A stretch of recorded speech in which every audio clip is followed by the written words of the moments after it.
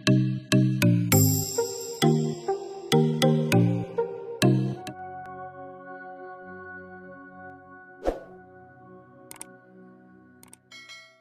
छात्रों नमस्कार। आइए आज हम देखते हैं टोरॉइड के कारण चुंबकीय क्षेत्र की तीव्रता। पिछले क्लास में हमने देखा था परिनालिका के कारण चुंबकीय क्षेत्र की तीव्रता। उसका वीडियो आपने नहीं देखा है तो डिस्क्रिप्शन बॉक्स में आपको फिजिक्स 12th का प्लेलिस्ट मिल जाएगा, उसे क्लिक कीजिएगा, उसमें आपको सारे वीडियो मिल जाएंगे। या फिर वीडियो के अंत पे भी आपको फिजिक्स 12th का प्लेलिस्ट मिल जाएगा, उसे क्लिक करके भी वीडियो आप देख सकते हैं। और यदि आप हमारे चैनल पर नए हैं तो चैनल को सब्सक्राइब जरूर करें, साथ ही साथ बेल आइकन को भी प्रेस कर लीजिए, जिससे हम नए वीडियो अपलोड करेंगे तो उसका नोटिफिकेशन सबसे पहले आपको मिल जाएगा। ठीक, तो चलिए स्टार्ट करते हैं हम धारावाही टोरॉइड के कारण चुंबकीय क्षेत्र।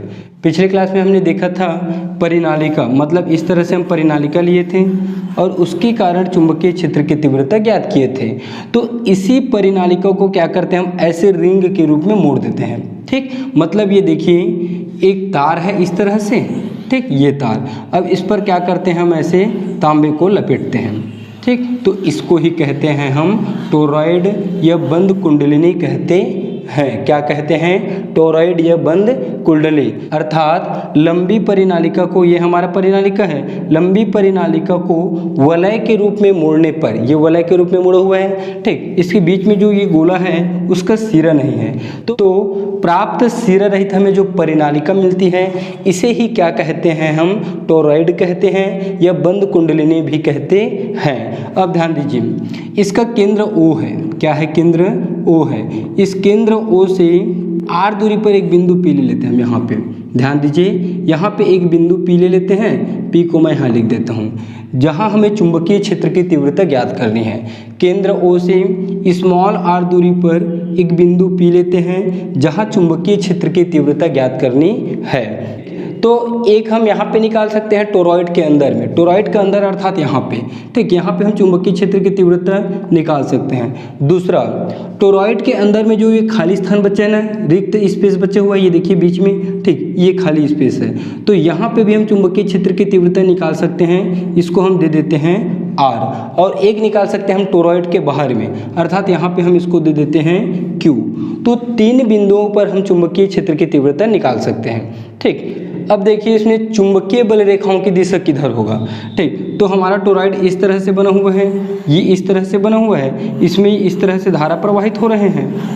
ठीक, तो ये है धारा, तो धारा इसमें इस तरह से प्रवाहित हो रहे हैं, देखिए इस तरह से हो रहा है। तो दाहिने हाथ के नियम से हम जानते हैं, ठीक, क्या जानते हैं? धारा जिस दिशा को प्रदर्शित करता है ये, ठीक, ये अंदर जाएगा, ठीक, फिर ये बाहर, फिर ऐसे आएगा, तो फिर ये तीर, फिर ये, तो इस तरह से हम सभी में इस तरह से लगा सकते हैं ये।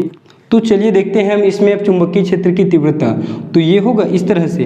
तो क्या होगा, यहाँ पे हम देखेंगे तो यहाँ पे, ठीक, अंगूठा धारा की दिशा को, तो उंगली जिस दिशा में मुड़ रहा है, तो उंगली किस में मुड़ रहा है? ये इस पे मुड़ रहा है ना, ये परिधि में। तो चुंबकीय बल रेखा की दिशा क्या होगी? उसी के अनुदिश होगी, इस तरह से। ठीक, इस तरह से चुंबकीय बल रेखा की दिशा, इस तरह से इसमें चुंबकीय बल रेखा की दिशा होगी, मतलब हम उसको स्पर्श रेखीय दिशा भी कह सकते हैं, संकेंद्रीय वृत्त के रूप में। मतलब चुंबकीय क्षेत्र भी इस तरह से होंगे इसमें, ठीक, इस तरह से। तो ये क्या है? वृत्त के रूप में ही है ना, तो चुंबकीय बल रेखा अर्थात इस तरह से इसमें होंगे। तो ठीक, यहाँ पे हम दे देते हैं ये B, चुंबकीय बल रेखा की दिशा को। ठीक, चलिए अब स्टार्टिंग से मैं आपको लिखाते जाता हूँ। सबसे पहले लिखा देता हूँ आपको परिभाषा, फिर वर्णन, फिर व्यंजक स्थापित करेंगे। ठीक, तो चलिए पेन का पेन निकाल लीजिए और लिखिए सबसे पहले परिभाषा। तो क्या लिखेंगे? एक लंबी परिनालिका को वलय के रूप में मोड़ने पर प्राप्त सिरा रहित परिनालिका को टोरॉइड या बंद कुंडलिनी कहते हैं। नीचे में और लिख सकते हैं आप, एक आदर्श टोरॉइड की मोटाई त्रिज्या की तुलना में नगण्य होती है। अर्थात ध्यान दीजिए, यह है हमारा टोरॉइड की मोटाई, यह है, ठीक, यह है हमारा टोरॉइड की मोटाई। ठीक, इस तरह से हम टोरॉइड बनाए हुए हैं, तो ये टोरॉइड की मोटाई होगा और त्रिज्या हमारा ये है। तो त्रिज्या की तुलना में जो आदर्श टोरॉइड की मोटाई है वो लगभग नगण्य होती है। क्या होती है? नगण्य। ठीक, उसे ही हम आदर्श टोरॉइड भी कहते हैं। आदर्श टोरॉइड के लिए क्या होगा, आदर्श टोरॉइड के लिए क्या लिखे हो आप, एक आदर्श टोरॉइड की मोटाई त्रिज्या की तुलना में नगण्य होती है, अर्थात इसकी मोटाई त्रिज्या r की तुलना में नगण्य होती है। ठीक, ये हो गया आपका परिभाषा। अब हम इसके लिए वर्णन कर लेते हैं। तो परिभाषा के बाद आप वर्णन करके लिख लेना यहाँ पे। चलिए वर्णन में लिखेंगे, माना टोरॉइड की प्रति एकांक लंबाई में फेरों की संख्या स्मॉल n तथा उसमें बहने वाली धारा कैपिटल I है। टोरॉइड के केंद्र O से स्मॉल r दूरी पर एक बिंदु P है जहां चुंबकीय क्षेत्र की तीव्रता ज्ञात करनी है। पैराग्राफ चेंज करके लिखेंगे, टोरॉइड के अंदर चुंबकीय बल रेखाएं संकेंद्रीय वृत्तों के रूप में होती हैं। ठीक, वर्णन में आप इतने को लिखेंगे। अब उसके बाद देखते हैं हम इसका व्यंजक। तो यहाँ पे देखिए टोरॉइड है, तो टोरॉइड के चारों ओर चुंबकीय क्षेत्र B है, तो चुंबकीय क्षेत्र B का क्या करते हैं हम, रेखीय समाकलन करते हैं। तो ये लिखेंगे हम। ठीक, व्यंजक यहाँ से स्टार्ट होगा, लेकिन मैं यहाँ से बना रहा हूँ। टोरॉइड के चारों ओर, टोरॉइड के चारों ओर चुंबकीय क्षेत्र B का रेखीय समाकलन क्या करते हैं हम, रेखीय समाकलन करते हैं। ठीक, इससे पहले भी हम निकाल चुके हैं इस तरह का रेखीय समाकलन क्या होगा। ठीक, ये चुंबकीय क्षेत्र B और ये टोरॉइड बंद है, तो बंद समाकलन B डॉट dl और ये वेक्टर इक्वल टू, डॉट हटाते हैं तो क्या लगता है, कॉस थीटा, तो बंद समाकलन B dl और कॉस थीटा B dl। तो B है हमारा चुंबकीय क्षेत्र और dl क्या है, जैसे कि ये हमारा एक वृत्त है। ठीक, मतलब ये वृत्त हमारा बना हुआ है, तो वृत्त में ये चुंबकीय क्षेत्र की दिशा इस तरह से है, संकेंद्रीय वृत्तों के रूप में। ठीक, इसी तरह से होगा।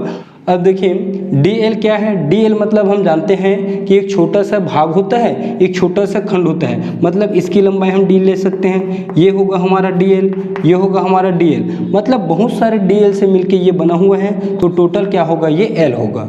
ठीक, तो dl मतलब ये छोटा है ये वाला, और ये चुंबकीय क्षेत्र भी इधर है, तो dl और चुंबकीय क्षेत्र B दोनों की दिशा क्या है, एक समान है। तो जब दिशा एक समान है मतलब इधर, तो थीटा का वैल्यू क्या मिलेगा, 0। ठीक, जब एक समान रहते हैं तो कितने अंश का कोण बनेगा, 0 अंश का कोण ही बनेगा ना। तो यहाँ पे हम क्या करेंगे, थीटा की जगह 0, यहाँ हम लिख सकते हैं वेक्टर B और dl एक दूसरे के समांतर हैं, एक दूसरे के समांतर हैं।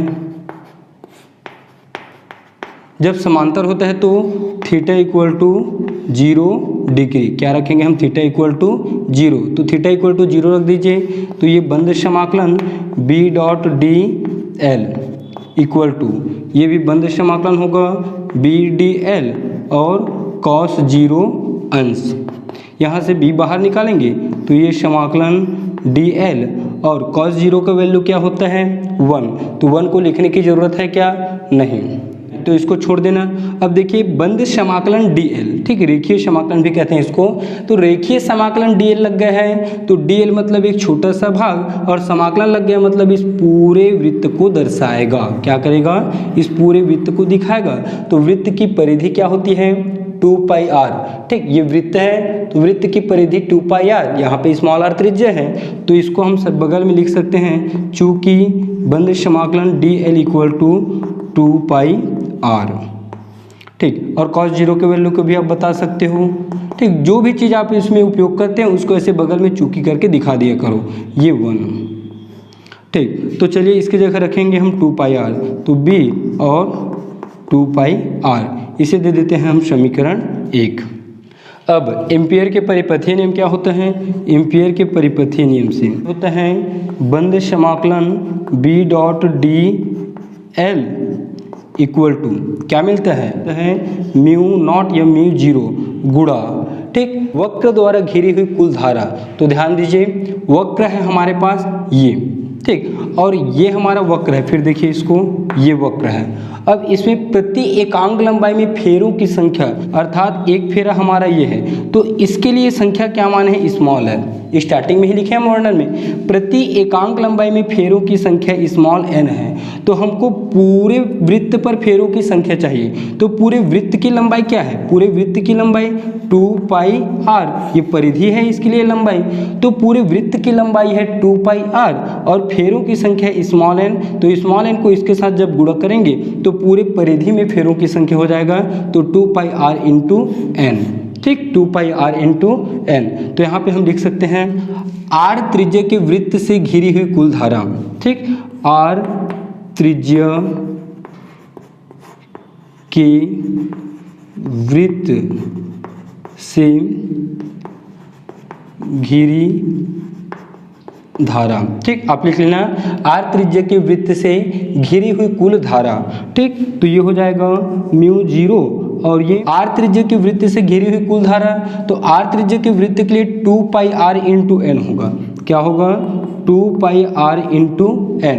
2πr वृत्त की परिधि और फेरों की संख्या मतलब उस पूरे परिधि में फेरों की संख्या। अब इसी में क्या है? धारा प्रवाहित हो रही है। ठीक, इस पूरे देखिए गोल गोल हम किए हैं ना, ये पूरा गोल गोल गोल गोल गोल गोल, तो सब में धारा प्रवाहित हो रही है। तो धारा अर्थात I का गुणा करेंगे तो इस तरह से ये पूरा पूरा मिलेगा हमको 2πrn इंटू I। अब समीकरण 1 से बंद समाकलन b डॉट dl का वैल्यू क्या है? b 2πr। तो इस वैल्यू को क्या करेंगे? हम यहाँ पे रखेंगे। तो ये हो जाएगा समीकरण 1 से। ठीक, तो इसके जगह क्या रखेंगे हम? b into 2πr। तो ये होगा b 2πr इक्वल टू, ठीक, इधर का वैल्यू क्या है? μ0 2πrn इंटू I। ठीक, μ0 2πrn इंटू I। ठीक, दोनों तरफ से देखिए 2πr, इधर भी 2πr काट दीजिए तो b इक्वल टू क्या मिलेगा हमें? ये μ0 और मिलेगा n इंटू I। ठीक, इसे दे देते हैं हम समीकरण 2। ठीक, अब देखें बिंदु P से केंद्र O की त्रिज्या क्या है? स्मॉल r है। अब हम लेते हैं टोरॉइड की माध्य त्रिज्या। माध्य अर्थात यहाँ से ले लेते हैं हम इसको, अब यहाँ से। तो यहाँ से हम त्रिज्या को मान लेते हैं केंद्र O से माध्य त्रिज्या कैपिटल R मान लेते हैं। ठीक, तो उसको लिख सकते हैं यदि टोरॉइड की माध्य त्रिज्या कैपिटल R तथा कुल फेरों की संख्या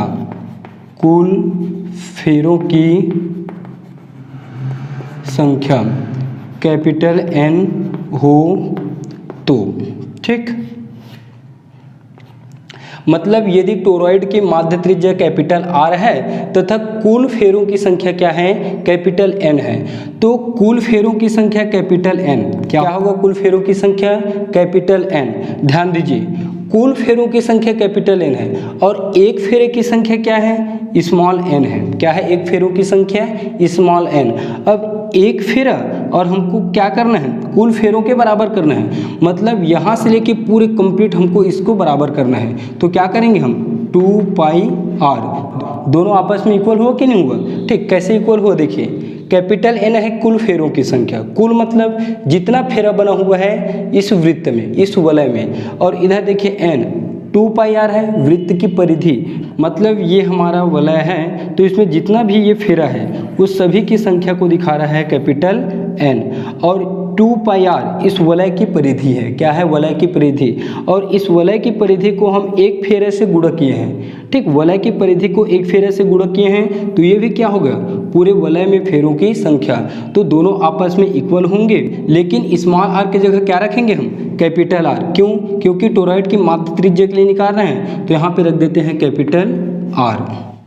ठीक, अब हम क्या करेंगे? स्मॉल n का वैल्यू निकालेंगे समीकरण 2 में रखने के लिए। तो स्मॉल n का वैल्यू निकालेंगे तो 2πr को पक्षांतर करेंगे तो ये होगा कैपिटल N बटे 2πr और ये स्मॉल n। अब समीकरण 2 में स्मॉल n का वैल्यू हम रख देते हैं। समीकरण 2 में मान रखने पर, ठीक, तो चलिए मान रख दीजिए समीकरण 2 में। तो b इक्वल टू मिलेगा हमें μ0। ठीक। स्मॉल n का वैल्यू क्या है, कैपिटल N बटे 2 पाई आर, म्यू 0 n बटे 2 पाई आर, और अंत में क्या है i, तो ये लगा देते हैं हम i, ठीक। तो अंत का व्यंजक हमारा ये है, ठीक। तो यही क्या है, टोरॉइड के अंदर चुंबकीय क्षेत्र की तीव्रता है। अब दो बिंदु और लिए हैं हम, बिंदु Q और बिंदु R। बिंदु R टोरॉइड के अंदर में स्थित है और Q बाहर में स्थित है। तो इसका व्यंजक अब हम देखेंगे। तो इसका व्यंजक निकालने के लिए क्या करना पड़ेगा, हमें इसको घिरे हुए एक वृत्त बनाना पड़ेगा और इसको भी घेरे हुए क्या करना पड़ेगा, एक वृत्त बनाना पड़ेगा। तो इसको मिटा के हम फिर बनाते हैं। इसे आप स्क्रीनशॉट ले लीजिए।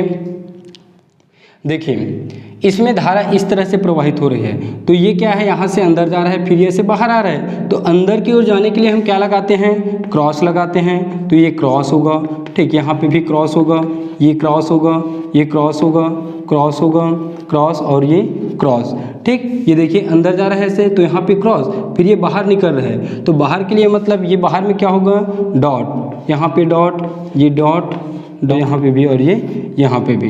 अब हम R बिंदु है, R पर चुंबकीय क्षेत्र निकालना है, तो इसको घेरे हुए फिर एक वृत्त बना लेते हैं। इस तरह से हम एक वृत्त और बना लेते हैं, ठीक। इसी तरह यहाँ पे बिंदु Q लिए हैं हम, क्या लिए हैं, Q। तो Q को भी घेरे हुए एक वृत्त बना लेते हैं। क्यों, क्योंकि हम जानते हैं कि एम्पियर का जो परिपथीय नियम है वो बंद लूप पर ही लागू होता है, ठीक। इस तरह से एक चित्र हम और बना सकते हैं।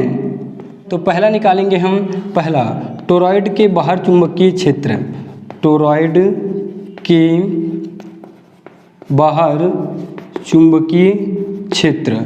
तो टोरॉइड के बाहर चुंबकीय क्षेत्र B है। एक बात याद रखेंगे, अब देखिए यहाँ पे बिंदु Q है, तो बिंदु Q पर धारा का मान क्या होगा, शून्य होगा। कैसे शून्य होगा, एक धारा ऐसे अंदर जा रहा है, तो जितना धारा यहाँ अंदर जा रहा है उतना ही धारा क्या है, ऐसे बाहर निकल रहा है। मतलब ये जाएगा तो फिर ये निकलेगा, मतलब जितना धारा अंदर जाता है उतना ही धारा बाहर निकलता है। मतलब दोनों धारा क्या करते हैं, एक दूसरे के प्रभाव को समाप्त कर देते हैं, इसलिए धारा क्या होता है, बाहर में शून्य होता है। तो यहाँ पे आप लिख सकते हैं, बाहर निकलती हुई विद्युत धारा भीतर जाती हुई विद्युत धारा को निरस्त कर देती है, अतः धारा का मान बाहर में शून्य होता है। तो I = 0, क्या होगा, I = 0। तो एम्पियर के परिपथीय नियम से, एम्पियर के परिपथीय नियम से क्या होगा, परिपथीय नियम, ठीक। तो इसमें एम्पियर के परिपथीय नियम लगेगा, तो बंद समाकलन B.dl क्या होगा, बंद समाकलन B.dl। यहाँ पे म्यू 0 और धारा का मान क्या होगा, 0। तो ये पूरा पद क्या हो जाएगा, 0 हो जाएगा। और यहाँ से हम सभी को पक्षांतर कर देंगे B को छोड़ के, तो B = मिल जाएगा हमें 0। तो बाहर में चुंबकीय क्षेत्र का मान क्या होता है, शून्य होता है। क्या होता है, शून्य। उसके बाद दूसरा देखते हैं, टोरॉइड द्वारा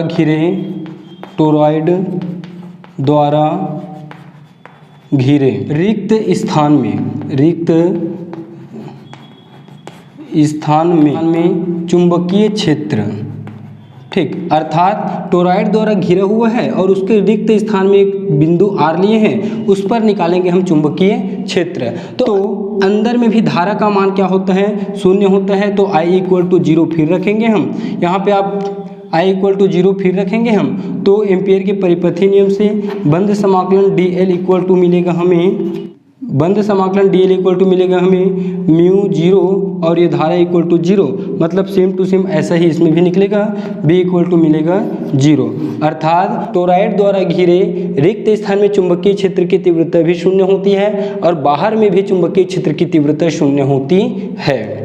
तो इस तरह से हमारा व्यंजक कंप्लीट होता है और नेक्स्ट क्लास में देखेंगे हम लॉरेंज बल। यदि ये वीडियो आपको अच्छा लगा है तो लाइक कीजिए और अपने फ्रेंड लोगों को शेयर भी कर दीजिए ताकि वो लोग भी इस वीडियो को देख सकें। तो मिलते हैं हम नेक्स्ट क्लास में।